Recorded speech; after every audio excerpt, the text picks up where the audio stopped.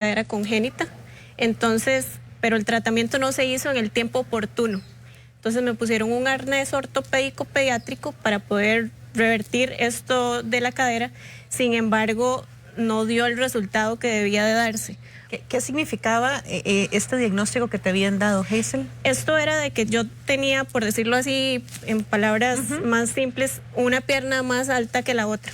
Entonces, esto debía de ser corregido. Y el arnés era para nivelar. El arnés era para nivelar y para hacer que la cadera creciera o se formara de una forma correcta, ¿verdad? Pero resulta que me pusieron el arnés ortopédico, me lo retiraron y yo seguía en consulta, pues todo iba muy bien, pero cuando ya cumplí 6 años se dieron cuenta que no resultó de la forma que tenía que resultar desde bebé. Y por ende ya entonces la primera cirugía. ¿Cuánto tiempo estuviste con el arnés? Creo que aproximadamente unos 3, 4 meses por ahí, no fue mucho tiempo, porque realmente eso es como algo que se hace por corto tiempo porque los bebés tienen los huesitos bien frágiles y todavía son formables, ¿verdad? Entonces fue un tiempo corto para poder formar la cadera nuevamente como debía de ser. Sin embargo, pues esta no se formó bien. Entonces, a los 6 años es donde viene la primera cirugía. Ingreso al hospital de niños, me hacen una cirugía en la cadera y igual sigo en consultas, una cirugía bastante dolorosa, ¿verdad? Y yo tenía 6 años, pero ya empecé a sentir las secuelas del dolor porque están tocándote un hueso, ¿verdad? Y están ahí manipulando el hueso, están rompiendo, etcétera, y ya sentía bastante dolor. Y además pequeñita, es que 6 añitos, imaginemos realmente una niña de 6 años, toda la fragilidad. Exacto. Y es algo frágil, ¿verdad? Que uno tal vez desde tan pequeño no piensa que puede tener, ¿verdad? En ese momento, pues sigo con mis constantes citas médicas, ¿verdad? Yo iba con mi mamá siempre al hospital de niños. Sin embargo, pues se dieron cuenta de que no iba a resultar tampoco y por ende llega la segunda cirugía, pero ya no en mi cadera, sino en la otra pierna para cortar el crecimiento, para que ya no fuese tan larga la distancia de una pierna con la otra, porque ya definitivamente la cadera no se iba a poder como reparar del todo, ¿verdad? Entonces lo que hicieron fue acortar la pierna derecha para que la izquierda, que tenía el problema de cadera, fuera a un mismo nivel, a un mismo ritmo de crecimiento. Eso fue por ahí, digamos, a los 6 años, seguí igual en constantes visitas médicas y siempre recordando de que yo tenía ese dolorcito y todo. Hubo un tiempo en que paró el dolor, todo seguía como una infancia normal, yo corría, saltaba, completamente normal. ¿Y tenías unas secuelas? Tenía una cierta renquera, por decirlo así, y usaba zapatos ortopédicos para eso, con plantillitas y todo. Sin embargo, no hubo un dolor ya físico, ¿verdad? Así como un dolor que me imposibilitara tener una niñez normal. En ese momento estaba todo bien. Como si hubo al puro principio. Como si hubo ya al principio, después de la primera cirugía, ¿verdad? Que era bastante doloroso. ¿Cuánto tiempo permanece sin este dolor hasta qué? Bueno, 6 años después, ¿verdad? Bueno, no, 5 años después, por decirlo así. Sufrí ¿A tus 11? A mis 11 años, sufrí un accidente de tránsito. Esto fue un accidente que realmente marcó pues, mi vida y la vida de toda mi familia en general, ¿verdad? Este accidente sucede en mi casa, de hecho, yo no estaba en un vehículo, yo estaba enfrente a mi casa. Ahí estaba jugando afuera de mi casa y había una vecina en la casa de abajo que me llama y me dice, mira Hazel, venga a jugar. Pues yo voy, ¿verdad? Y mi papá tenía un carro, de esos carros tipo 4x4 que hacen desafíos y esos carros como grandotes y pesados, de barro, exacto. Él tenía un carro, ¿verdad? Que estaba ahí parqueado. Nosotros vivimos en una cuesta, por decirlo así, entonces el carro estaba parqueado, tenía, como se llama popularmente, la calcita, ¿verdad? En el carro, para que no se venga el carro y todo el asunto. Resulta que entonces yo estaba ahí y por cosas del destino al carro se le revienta el freno de mano. Entonces yo, donde vi que el carro venía, tuve 2 opciones en un instante. La primera fue entrar a la casa de mi vecina, pero tenía un perro muy grande y yo estaba muy asustada. Entonces yo dije, no voy a entrar ahí porque me muerde el perro. O cruzar la calle y ahí había un paderoncito de tierra donde yo me podía resguardar. Entonces vi la opción de cruzar la calle. Porque todo esto en segundos. En segundos, esto fue algo instantáneo casi.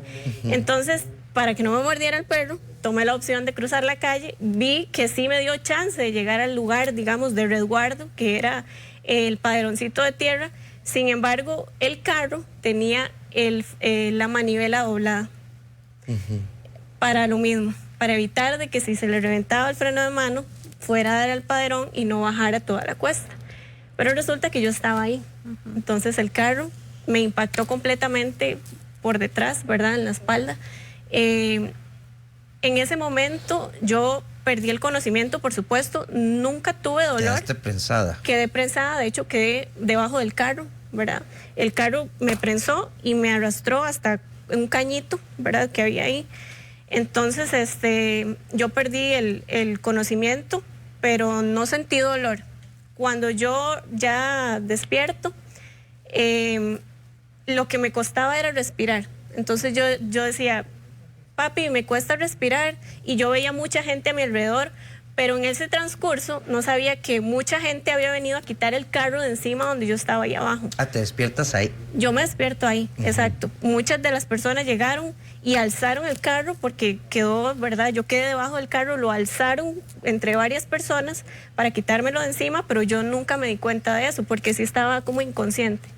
Cuando yo me desperté ahí, yo dije, solo me cuesta respirar, pero no tuve como el concepto o el conocimiento de saber de que realmente lo que me había pasado fue un accidente, que me había atropellado un carro. Yo pensé que me había caído. Yo dije, sí, me caí. Y nada más me cuesta un poco respirar, pero es porque estoy como en el caño, golpeándome el estómago. Entonces, si yo me levanto, pues ya voy a estar mejor. Había mucha gente a mi alrededor y yo escuchaba a mi mamá como gritar por allá, ¿verdad? O llorar, no sé. Y mucha gente a mi alrededor, como impactados, pero yo decía, ¿pero qué fue lo que pasó? No es algo que yo, digamos, me sienta mal, yo no me siento mal realmente. Entonces, en ese momento yo simplemente le decía a mi papá, que fue el que se me acercó, le digo, yo, papi, me cuesta mucho respirar.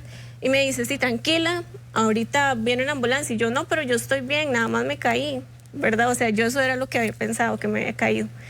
Ya después de eso, empecé a sentir como unas ganas de ir al baño, que yo dije, Dios mío, pero aquí me va a pasar un accidente. Qué vergüenza, hasta todas estas personas aquí, pero yo no sabía, ¿verdad?, nada de lo que venía después.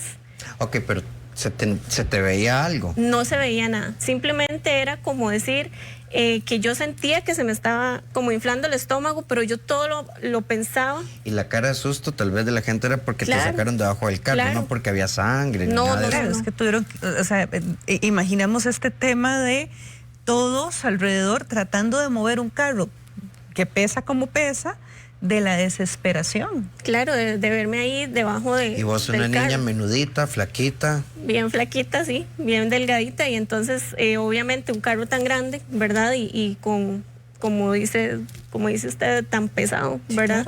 Sí, claro. Fue como mucho impacto para todos ellos, y ese fue el susto. Yo, de ver las caras de todos, yo lo que pensaba era eso, ¿verdad? Porque están tan asustados, yo simplemente me caí, yo siento esto, y más bien me daba pena como que me pasara un accidente, de que no tuviera ganas de ir al baño y no pudiera ir, ¿verdad? Ya cuando yo en ese momento como que volvía y me iba en la misma inconsciencia, ¿verdad? O sea, como que cerraba los ojos y los abría y ya estaba en otro momento y en otro lugar. Entonces, ya en un momento no me di cuenta cómo me alzaron los paramédicos para ponerme en la ambulancia. Eso nunca lo sentí, no me di cuenta. Cuando ya abrí los ojos nuevamente, estaba en la ambulancia y había una paramédico que nunca se me va a olvidar, que, bueno, yo le tenía terror a las agujas como toda niña, ¿verdad? Y como ya había estado en un hospital, yo dije, Sí, no quiero nada de agujas. Y la paramédico me dijo, bueno, te voy a poner una agujita para que te sientas mejor. Y yo le dije, no me ponga nada porque me da mucho miedo. Y me dicen, no, tranquila, le vamos a poner eso. En lo que ella se volvió como para agarrar seguro la vía que me iban a poner, y ya venía con la aguja, yo instintamente la golpeé, ¿verdad? Y entonces ella me dijo, no me golpeé, mire. Entonces tuvo que llamar como otra persona para que viniera a sostenerme porque yo estaba ya con el instinto de golpearla, ¿verdad? Perdí otra vez el conocimiento, ¿verdad? Eso Claro, fue es que como todo que muy convulso. eso fue sí. muy, o sea, no fue como de algo que yo les diga, puedo recordar al 100%. En ese momento, bueno, yo vivo en Alajuela y hay un colegio que se llama el Vocacional de Alajuela. Ahí en ese momento vieron de que no iban a poder conmigo en esa ambulancia porque yo iba muy mal, iba en un estado muy crítico y por ende toman la decisión desde antes de salir de mi casa de cambiar de ambulancia a una con un mayor equipamiento y con un personal un poco más calificado. Sí, la de soporte vital. Exacto. Por ende, entonces, bueno, eso me lo contó mi mamá porque yo estaba inconsciente. Ya en el vocacional me cambian de ambulancia y ya con esta ambulancia con más equipo, pues me llevan hacia el hospital de niños. No recuerdo el trayecto, ¿verdad? Porque es algo que yo perdí el conocimiento o venía medicada o algo estaba pasando, yo realmente no. Sí sentía el estómago súper inflado, sentía esas ganas de ir al baño y sentía que me costaba respirar, simplemente, pero no sentía un dolor físico como de golpe o algo así. Uh-huh. En el momento que ya abro los ojos nuevamente, estaba acostada en la cama del quirófano del hospital de niños. Entonces ahí me recibe el doctor Jiménez y el doctor Navarro. Son los dos doctores que nunca olvidaré, ¿verdad? Porque ellos estuvieron constantemente conmigo durante todo el proceso. Yo recuerdo que ellos decían, mire, ella tiene lastimada la cadera, vamos a hacerle una placa porque tiene la cadera dañada. Eso yo escuchaba en mi inconsciencia, ¿verdad? Y yo les dije, no, yo no tengo lastimada la cadera, pregúntenle a mi mamá, yo nací con esto. Y entonces decían, tranquila, Hazel, no te preocupes, esté tranquila, respire, tranquila. Y yo, no, es que ustedes no me quieren hacer caso, es en serio, yo tengo la cadera así desde que nací. Uh-huh. Entonces, ellos me decían, bueno, tranquila, mire, y cuando yo vi que ya venía como el carrito de los rayos X portátil, ahí fue donde yo dije, ¿por qué no me quieren hacer caso? Vayan y le preguntan a mi mamá, ella tiene que estar ahí.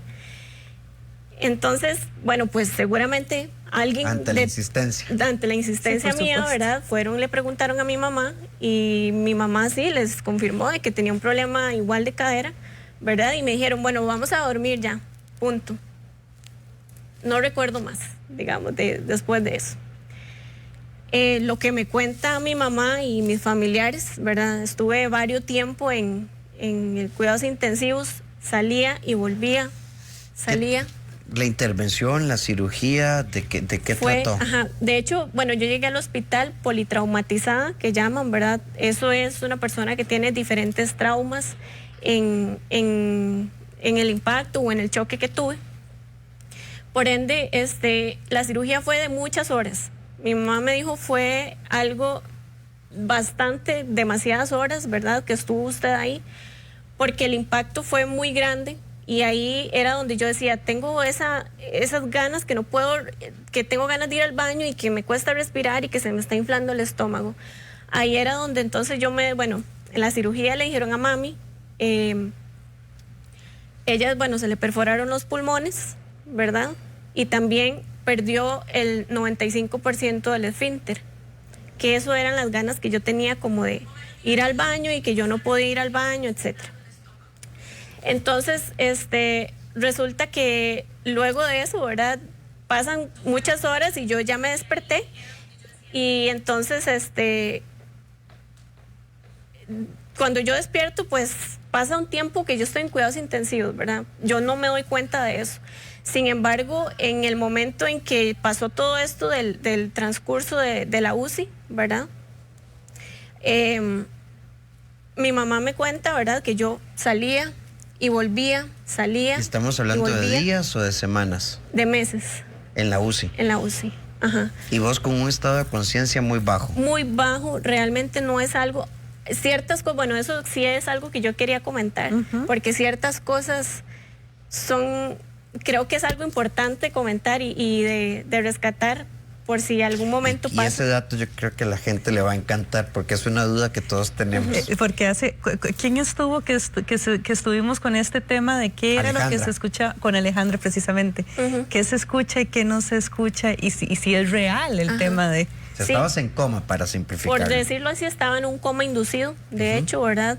Este coma duró su tiempo porque yo estaba intubada, tenía pues lo que le ponen a uno en los pulmones para sacar el líquido, ¿verdad? Tenía ya luego mi colostomía en ese momento, pero yo pues no sabía. Y ahí me di cuenta de que yo escuchaba cosas, pero yo estaba en un sueño, ¿verdad? Simplemente no sentía nada, yo estaba como soñando, pero yo escuchaba cosas y escuchaba cosas y escuchaba cosas, y yo escuchaba a mi mamá, escuchaba a doctores, escuchaba a enfermeros, yo olía las personas, yo olía donde mi mamá llegaba y lloraba, y yo sabía que era ella porque yo sentía su olor.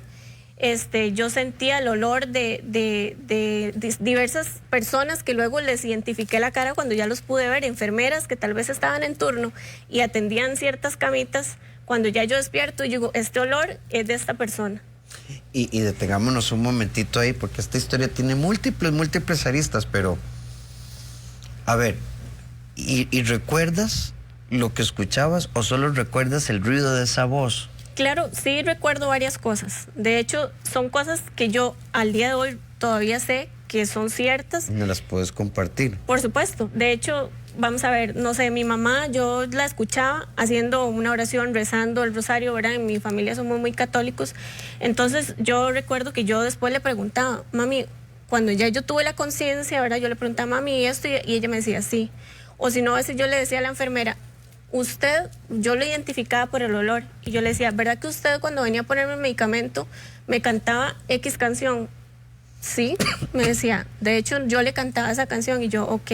Entonces, esas cosas, digamos que yo digo, si yo las preguntaba porque yo para mí estuve en un sueño. Sí, exactamente. Y qué lindo esto, porque es una pregunta, ¿verdad? Solo el que la ha vivido lo sabe, pero bueno, lo que se afirma es que aunque alguien esté en un coma inducido o un coma por alguna cuestión neurológica, acercarse, hablar, decir, o sea, y que la gente siempre, y escucharán. Sí, de hecho, mi mamá, bueno, sí, ella se acercaba, pues me tocaba, uno siente, pero uno está en un coma y lo que uno siente al tacto es como cuando se te duerme una pierna y tenés hormigueo, y cuando usted se toca por encima es un roce similar, pero yo sabía que era ella porque yo la escuchaba y yo la olía. Entonces, si ella llegaba y me decía, aquí está mamá, estoy acá, etcétera, y yo lo sentía y yo la olía y yo sabía que era ella, y cuando yo luego comentaba con ella, sí, pues por supuesto, no fue un sueño, yo lo estaba viviendo y realmente era algo que sí nos pasa a las personas que estuvimos o hemos estado en eso, o las personas que actualmente están ahí. Que de hecho una de las recomendaciones precisamente muchas veces que dan los médicos, enfermeras y demás es háblele porque sí está escuchando. En el caso del hospital de niños, pues me imagino a la enfermera cantándote. Y de hecho, yo a veces mami llegaba y tal vez yo la escuchaba llorar o sentía que estaba afligida, y yo decía, ¿cómo hago para hablarle a mi mamá y decirle que yo estoy viva? Porque, o sea, yo estaba en mi cama, yo no podía mover un solo dedo y yo escuchaba todo y yo decía, ¿cómo hago para despertarme y decirle, mami, yo estoy bien, aquí estoy viva? Yo no podía y no podía imaginarlo, y entonces yo a veces intentaba con todas mis fuerzas mentalmente, ¿verdad? Tratar de mover un dedito, tratar de hacer algo que ella dijera, mira, Hazel, sí, está viva, no está viva por máquinas que tiene, porque yo sentía, obvio, las mangueras, ¿verdad?, que yo tenía y yo las sentía, pero yo trataba de decirle a mi mamá que yo estaba viva, pero no podía hacerlo, porque obviamente en un coma inducido y pues no te puedes mover. Estabas toda intubada. Estaba intubada y pues no tenía la capacidad de lograrlo hacer. Sin embargo, yo lo pensaba, yo dije, ella está llorando y yo estoy bien, ¿verdad? Entonces yo quiero hacerle saber que estoy bien. Pero sí, eso pasa, y creo que es súper importante a todos los pacientes que están en esa condición hablarles, acercárseles, el tacto. Eso es algo que uno nunca va a olvidar. Si uno puede sobrevivir de eso, uno nunca lo va a olvidar. Te despiertas, ¿y qué pasa? Bueno, me despierto y estoy en cuidados intermedios, ¿verdad? Yendo y viniendo a cuidados intensivos, todavía no del todo alejada del peligro, por decirlo así.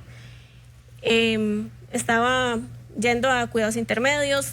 Yo estaba en ese lugar, sin embargo, tenía una condición bastante crítica y por ende durante todo ese periodo yo estuve yendo a cirugías de día por medio, ¿verdad? Yo iba hoy, mañana no, el siguiente sí, mañana no, y en repetidas ocasiones eso fue lo que se dio, ¿verdad? Entonces, cuando me despierto y me doy cuenta de que estoy en cuidados intermedios, yo todavía estaba entubada, pero ya podía abrir los ojos, y por lo menos podía ya interactuar visualmente con las personas que llegaban ahí, ¿verdad? Y ellos llegaban, me decían, pues todo va a estar bien, Hazel, tranquila, ahorita sale de esto y todo. Mami sí me contó, ¿verdad? Di, tuviste un accidente, estás aquí, vas a salir adelante, tranquila, ¿verdad? Porque yo todavía estaba pensando de que no me había pasado nada. O sea, yo realmente decía, es que yo me caí, ahora porque estoy aquí, no entiendo como mucho. Bueno, ella se encargó como de hacerme ver toda la denotación que había pasado. Me despierto y estoy en ese vamos y venimos de un lado hacia otro. Yo estaba en cuidados intensivos y con los ojitos abiertos, y recuerdo que muchos compañeritos de cuidados intensivos, ¿verdad? Compañeritos, yo decía, mira, esta persona está súper grave, igual a mí, tenemos las mismas mangueras, tenemos todo, y de un pronto a otro moría el paciente. Y entonces usted lo ve donde vienen todos, tratan, ¿verdad?, de revivir la persona, y yo veía que moría el de aquí, el de acá, el de acá, el de acá, y yo decía, ¿cuándo me va a tocar a mí? Porque realmente yo dije, aquí estamos todos y nos estamos muriendo. Qué fuerte, ¿qué pasa? con 11 años. Uh-huh.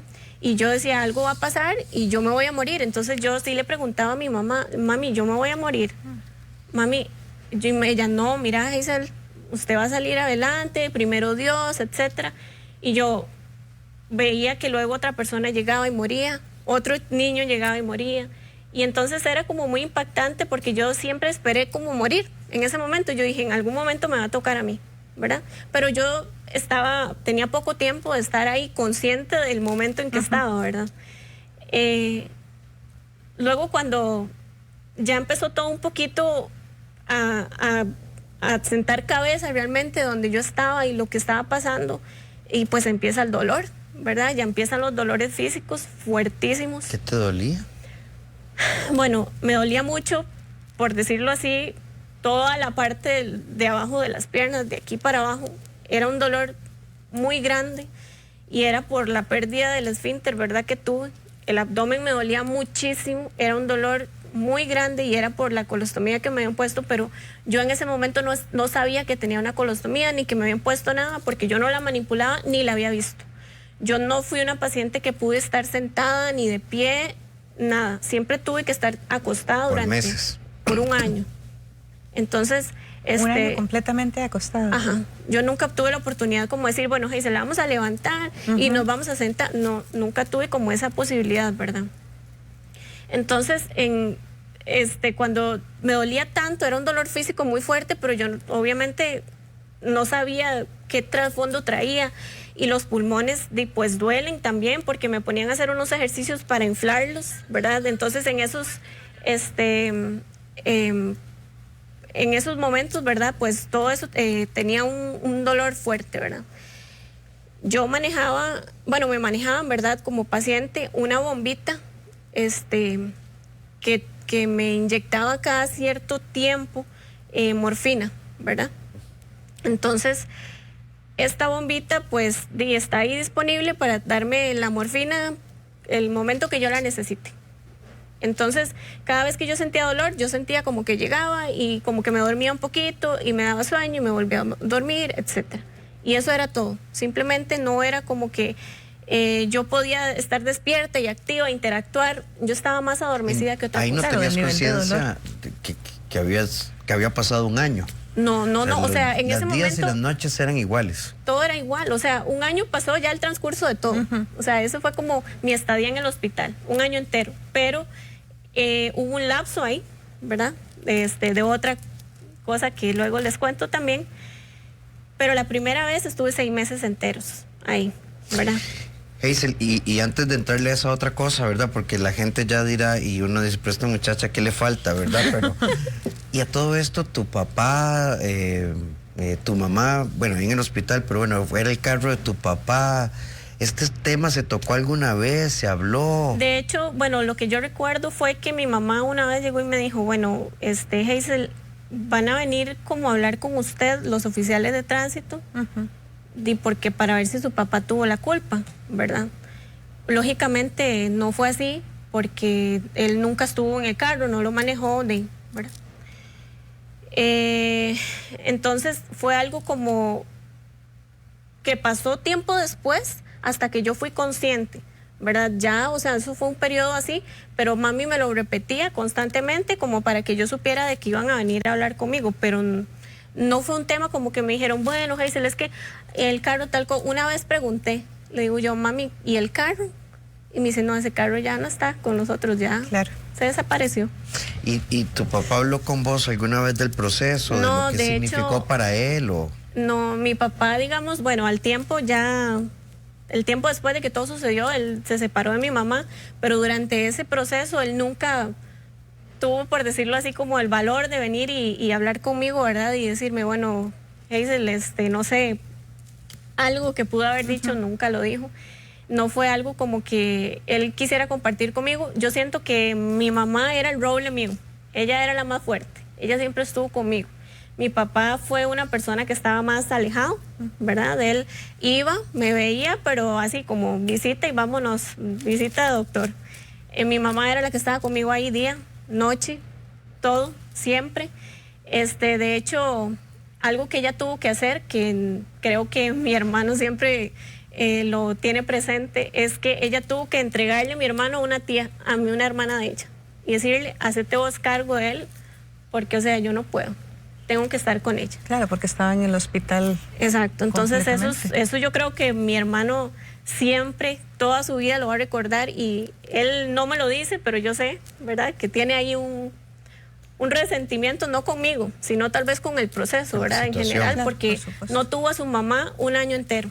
Y luego de que después regresé, pues las atenciones conmigo eran muy diferentes. Sí, ¿verdad? Eran cuidados excesivos y cuidados excesivos. Está esta bombita que te da morfina constantemente, pero ya la morfina para dormir, porque realmente el dolor persiste, persiste y persiste. Exacto, de hecho, yo llegaba al punto en que me entraba la morfina, dormía, abría los ojos y yo dije, por favor que ya haya pasado un día. Y me decía, mami, pasaron 10 minutos, 15 minutos. Y yo, o mis tías, ¿verdad? Bueno, mi mamá tuvo mucho el apoyo de mis tías que fueron a cuidarme, y entonces mis tías me decían, Hazel, descanse. Y yo, pero ¿cuánto ha pasado? Y 15 minutos. Y yo seguía con el dolor, o sea, yo me despertaba del dolor. Realmente, eso era un dolor físico muy fuerte, y a mí me terminaba despertando el dolor. Al inicio, pues me dormía súper bien con la morfina, ya llegaba un punto en que esto no llegó hacía un punto efecto. Donde la morfina ya no estaba funcionando. No funcionaba. Entonces, yo pedía morfina siempre. Yo llegué a un punto en que me hice adicta a la morfina, ¿verdad? Porque yo ya no se me suministraba de una forma dosificada, sin embargo ya no era suficiente para mí. Entonces yo le decía a la doctora, necesito más, me siento mal, me duele demasiado, tengo mucho dolor, y ella me decía, no podemos ponerle más, o sea, esto es una dosis para su peso, para su cuerpo, para su condición, ¿verdad? Más no se puede. Y obviamente ellos, al verme desesperada, fue que me pusieron esa bombita, pero ya no surgía ese efecto, o sea, ya no. ¿Este dolor te lleva a qué? Ok. Creo que en este momento mi mamá va a llorar. Este dolor me lleva al punto en que un día ya es algo insoportable. Ya yo veía que estaba cansada de estar ahí. Yo estaba agotada de tantas vías que ya no funcionaban. Yo hasta el día de hoy tengo las venas súper delgadas. A mí cuando me van a sacar sangre, por ejemplo, tienen que hacerlo como por goteo. Ya, digamos, encontrarme una vena a mí es casi imposible, asunto imposible.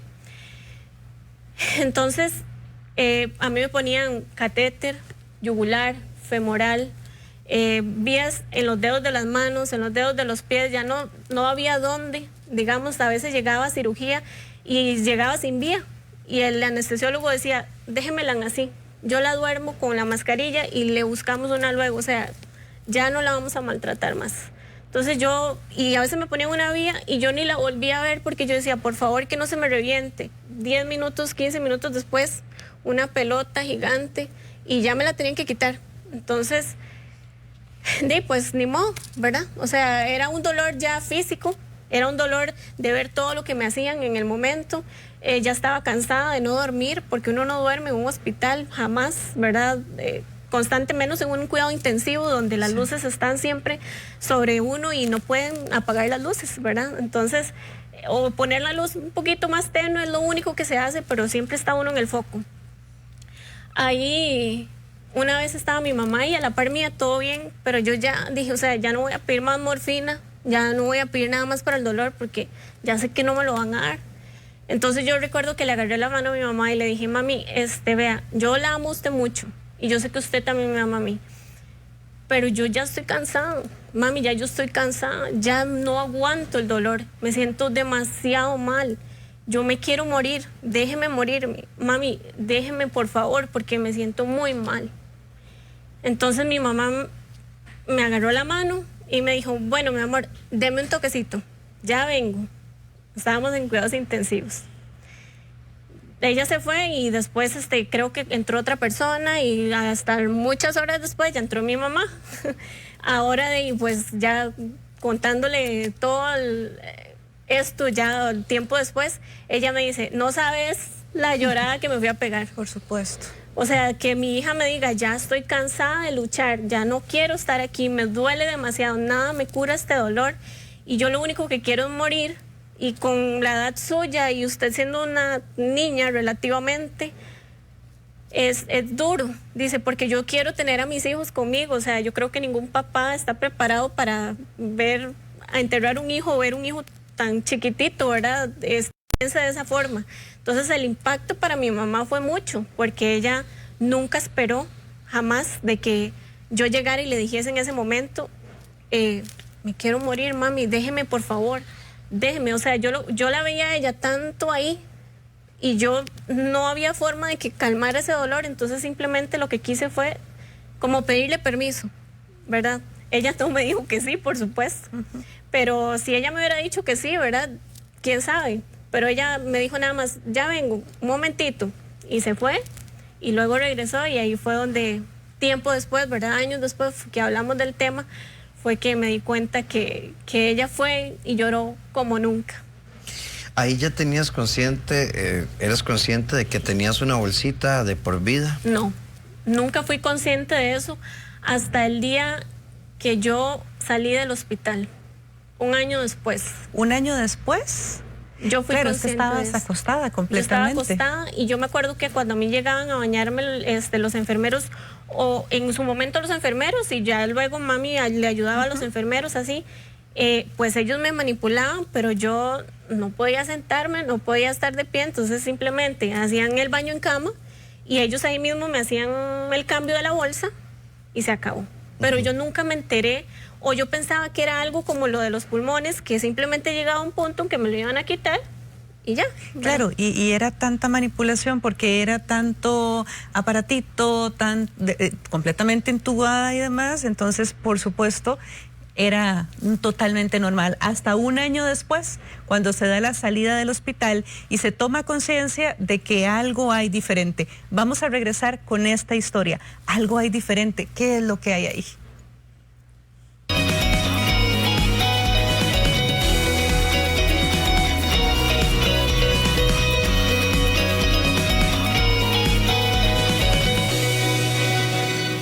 Sodea ese bichito, sodéalo, sodéalo, sodea ese atuncito, sodéalo, sodéalo, sodéalo, sodéalo, sodéalo, sodéalo, sodéalo, sodéalo, sodéalo, sodéalo.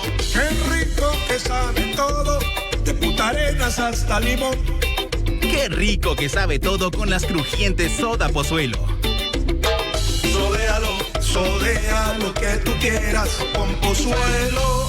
Amor, ya que vivimos tan cerca, ¿me acompañas a pagar unos recibos? Amor, pero si no se puede salir. Ay, ¿ves? Vos no me apoyas en nada. No le vaya a mandar ese audio. Sí, aquí.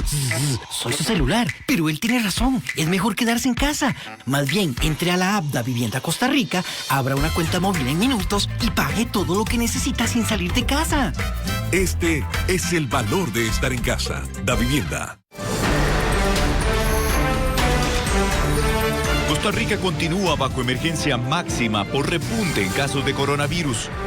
Esta noche, en la edición estelar de Noticias Telediario a las 8 en punto, recorreremos en vivo el área del Hospital del Trauma del Instituto Nacional de Seguros que se destinará a pacientes COVID.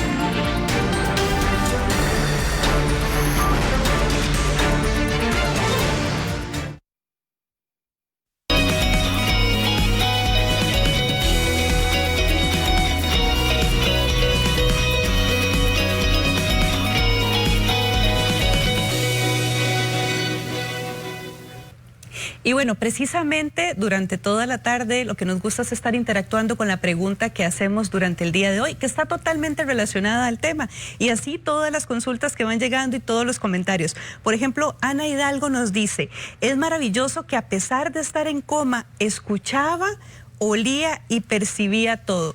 Para mí, eso es un gran milagro. Dice Juan Carlos Arce, yo busqué en muchos lados la respuesta a ese vacío. Fue muy duro y sentía que no llegaba la respuesta. Y un día Dios, sin avisar, me dijo, dentro de mi mente y dentro de mi alma, torre fuerte es el nombre del Señor, a él correrá el justo y será levantado. Carmen Gallegos nos dice, fuerte testimonio, vida llena de pruebas, de nacimiento y ese carro encima, superación personal. Felicitaciones, Hazel, sos una persona especial. Y es que cada uno de verdad, lo importante es que vayamos buscando esos recursos que tenemos dentro de nosotros y vayamos creando conciencia para saber cuáles son esas pruebas que están por ahí, cómo superarlas y cómo avanzar, Rafa. Cuando uno escucha a una niña de 11 años decirle a la mamá, yo ya me quiero morir, por favor, déjeme, por favor, de una u otra manera, suélteme. Debe ser muy, muy duro. ¿Quién se iba a imaginar que 20 años después es ingeniera industrial, que sigue trabajando, que sigue luchando, que le faltan varias cirugías, pero que sigue siendo una mujer llena de vida y que además tiene un blog bellísimo que se llama Con una bolsita también se sueña, ¿verdad? Es precioso. Hazel, volvemos a la historia. Ok, pasa un año, vuelves a casa, caes en la cuenta de que tenés que utilizar la bolsita y ahí, entonces, empieza tu adolescencia. Sí, bueno, es una adolescencia cruel, dura, porque realmente la sociedad, no, como yo lo puse en uno de mis blogs, la sociedad es muy acelerada y realmente solo se detienen para juzgarte. Entonces, es cruel cuando tal vez, recuerdo mi primer día de colegio, nunca lo olvidaré. Cuando yo llegué al aula, me senté, mi mamá me fue a dejar porque yo venía como saliendo del asunto. ¿Sí podías caminar solita? Ya iba, pero mi mamá me fue a dejar. Pero iba como un poquito tambaleante, no estaba al 100 todavía. Pero yo dije, entro al cole y listo. Y entonces llegué, me senté adelante, ¿verdad? Por cualquier cosa. Y entra el profesor y dice, bueno, bienvenido, mi nombre es fulano, X, las reglas de la clase, pues nadie me sale al baño porque y ahora yo ¿qué hago? Yo tengo una bolsa de colostomía y si me asusto, se me va a inflar, se me va a explotar, ¿qué va a pasar? Y yo estaba en ese momento asustada. ¿Y los profesores sabían de tu condición? No, porque era mi primer día de clases. Y por eso yo dije, si le digo al profesor que tengo esto, todos se van a burlar de mí. Entonces yo no lo voy a hacer. Entonces, digamos, en ese momento, instantáneamente, ¿qué me pasó? Se me llenó la bolsa. Por supuesto, porque además es una adolescente. Claro. Y yo estaba asustada de mi primer día de clases y lo primero que llegó a decir ese profesor fue, aquí nadie me sale al baño porque eso de estar saliendo al baño, X, Y, Z, y que como ustedes son de séptimo, para que se vayan acostumbrando. Y yo decía, por Dios, a ver yo qué hago. Se me infla la bolsa.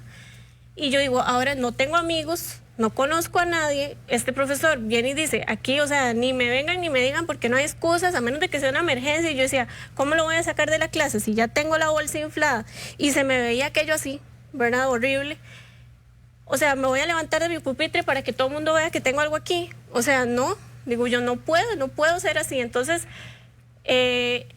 pues estaba yo con mi bolsa inflada, entonces yo llegaba y me acomodaba de esta forma, como para que no, y yo andaba un suéter y me lo ponía encima aquí para que no se me viera, y era esa incomodidad, y agarré el bulto, porque ya empezó a oler, y agarré el bulto y me lo puse encima, de este lado, y yo decía que no se me vea, por favor. Bueno, cuando sale todo el mundo recreo, todo el mundo agarra y se va, y yo tenía que ir a cambiarme eso. Pero en ese momento ni siquiera, no había ni desarrollado, ni siquiera me maquillaba, no tenía una bolsita con así, las bolsas de colostomía las andaban en mi bulto. Entonces, para yo ir al baño, yo tenía que agarrar mi bulto e irme. Donde yo agarro mi bulto, me dice el profesor, deje las cosas aquí porque voy a cerrar el aula. Y yo digo, yo no puedo, no puede estar pasando esto porque yo necesito ir al baño. Tuve que esperar que todo el mundo saliera, pero como era el primer día, todo el mundo quería hablar con el profesor. Entonces el profesor, sí, mire, y bueno, pero a ver, Hazel, ¿por qué está ahí sentada todavía? Salga. Y yo le dije, es que ocupo hablar con usted. Bueno, ok, a ver, ¿qué quiere? Pero todo el mundo a la par mía y a la par del profesor, y pues yo le dije, no, pero es que es en privado. Entonces le tuve que decir a ese profesor, y él me dijo, bueno, ok, mire, en este momento creo que es importante que vaya y diga a la dirección, di esto, ¿verdad? Claro, porque no sabía. Nadie sabía. Y yo no lo andaba ventilando. De hecho, eso es algo que yo estaba comentando con mis compañeros de ostomía, ¿verdad?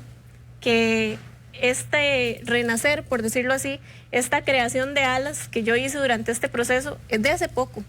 Yo, Andrea, la presidenta de la asociación, me mandó un mensaje muy, muy emotivo y me dijo, Hazel, yo estoy muy orgullosa de vos porque recuerdo la primera vez que te contacté y que bueno, que nos contactamos. Y usted me dijo, no quiero que absolutamente nadie en la vida sepa que yo tengo una colostomía. Jamás, o sea, nadie lo puede saber, nunca. Y eso es algo que toda mi vida ha calado, porque realmente no es algo que yo quiera llegar y decir, bueno, hoy es mi primer día de trabajo, ¿cómo están todos? Yo soy ostomizada y para que, o sea, jamás. Yo nunca he sido así. Esto de iniciar con el blog y todo esto, ¿verdad? Fue algo que me inspiró por la situación que estoy pasando ahorita, más que todo.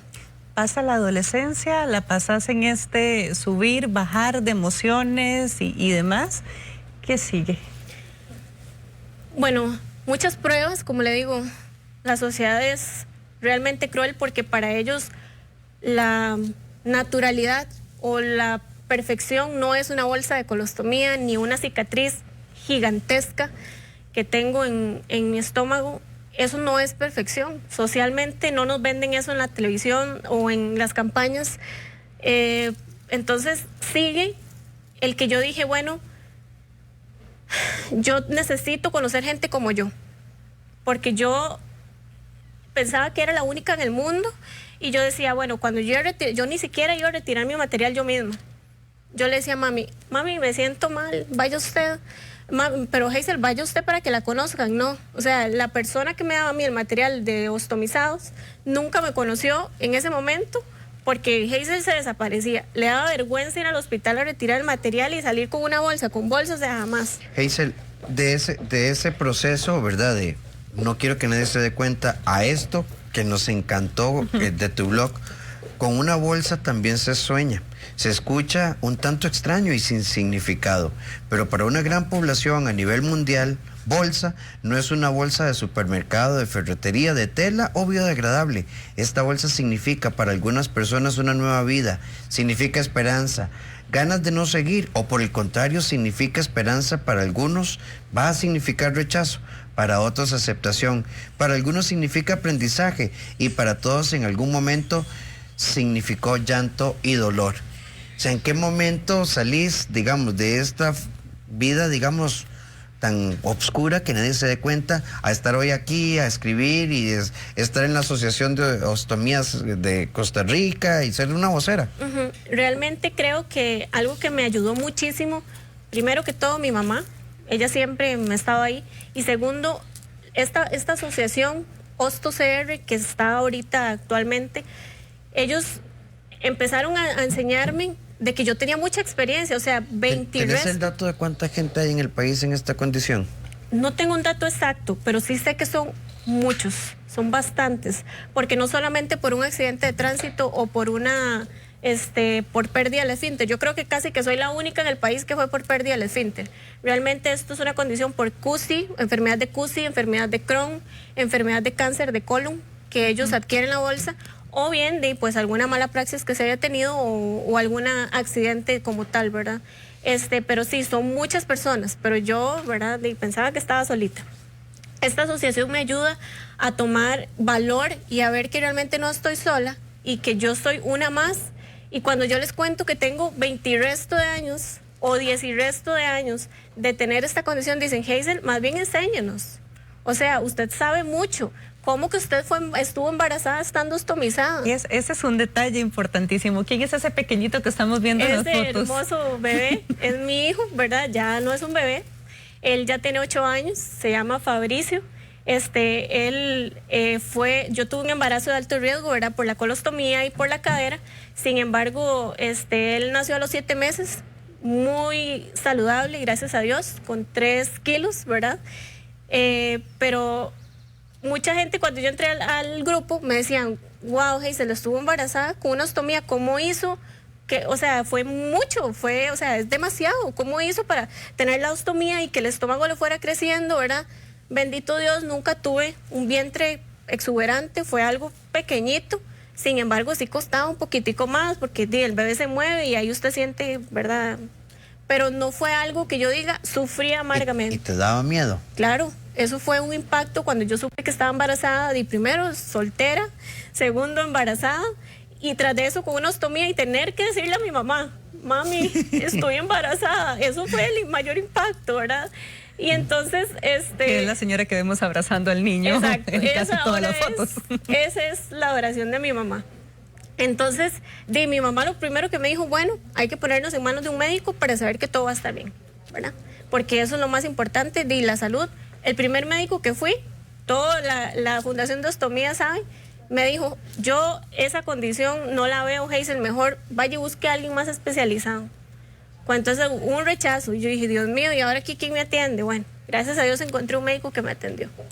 Pero sí, esta asociación como tal me ayudó a tener más valor y ver que yo tenía tanto conocimiento para compartir que ellos no tenían, ¿verdad? Entonces ellos me decían, Hazel, ¿cómo haces vos cómo haces vos con el olor? Contame, pero ¿cómo hace usted? Usted come de todo, pero, explícame cómo fue el embarazo y cosas así, ¿verdad? Que yo decía, yo nunca creí que yo tuviera tanta experiencia y que yo la pudiera compartir con alguien. Y ahí fue donde yo empecé a meterme más. Luego Andrea y Andrés, que son los fundadores de la asociación, me dijeron, mira, ¿por qué no te metes en la junta directiva? Yo te noto muy activa, etcétera. Y ahí fue donde ya me metí, ¿verdad? Y fue muy bonito. Esto del blog nace a través de que ahorita, desde febrero, estoy incapacitada por mi cadera. Yo ahorita tengo que someterme a una cirugía de implante de cadera total y reconstrucción articular izquierdo, porque yo ya es un dolor inimaginable. Yo tomo metadona 3 veces al día, ¿verdad? Y aún así yo sufro de dolor día y noche. En la mañana me despierto de dolor en la noche, ¿verdad?